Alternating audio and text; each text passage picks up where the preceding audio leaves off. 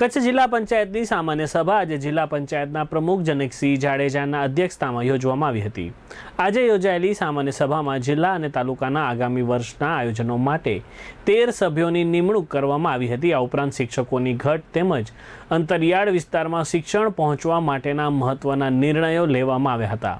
આજે યોજાયેલી જિલ્લા પંચાયતની સામાન્ય સભા અંગે જનકસિંહ જાડેજાએ ચંચળ ન્યૂઝ સાથે વાત કરી હતી। આજ રોજ ખાસ સામાન્ય સભા એટલા માટે બોલાવવામાં આવી કે જિલ્લા તાલુકા અને જિલ્લા પંચાયતના જે આયોજનો હોય એ આયોજનની અંદર સરકારની ગાઈડલાઈન મુજબ કલેક્ટરના આદેશથી 14 સભ્યોની નિમણૂક કરવામાં માટેની આજ ખાસ સામાન્ય સભા યોજવામાં આવી।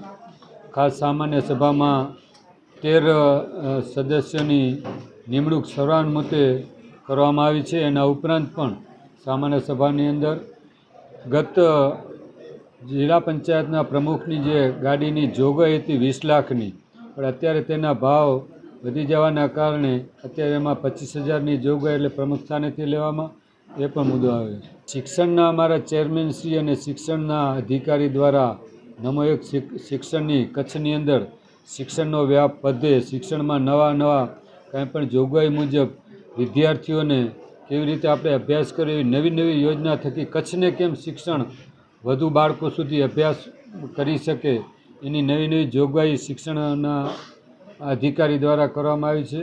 એમને આપ અત્યારે જ સામાન્ય સભામાં લેવામાં આવી છે।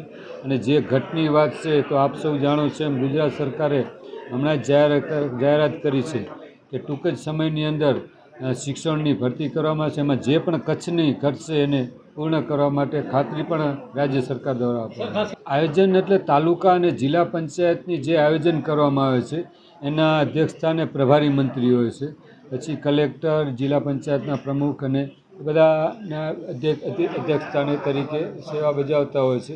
એમની 13 જણાની જે નિમણૂક કરવામાં આવી છે એ 13 સભ્યો એના અત્યારે એ મિટિંગની અંદર હાજર રહી અને પોતાની કાંઈ પણ જે પોતાના વિસ્તારની અથવા કચ્છની અંદર જે આયોજન થયેલા છે તાલુકા અને જિલ્લાના એનો એ સમાવેશ કરવામાં આવશે। નહીં, આમાં કોંગ્રેસ કે ભાજપ કે એવું કંઈ હોતું નથી। જિલ્લા પંચાયતમાં સર્વસંમતિથી જે 13 નામ સૂચવવામાં આવે છે એને માન્ય રાખવામાં આવે છે।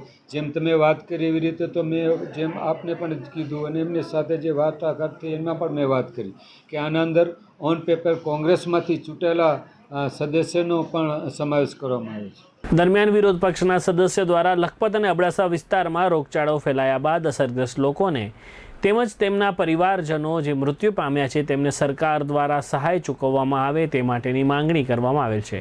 કોંગી અગ્રણીએ આ અંગે ચંચળ ન્યૂઝ સાથે વાત કરી હતી।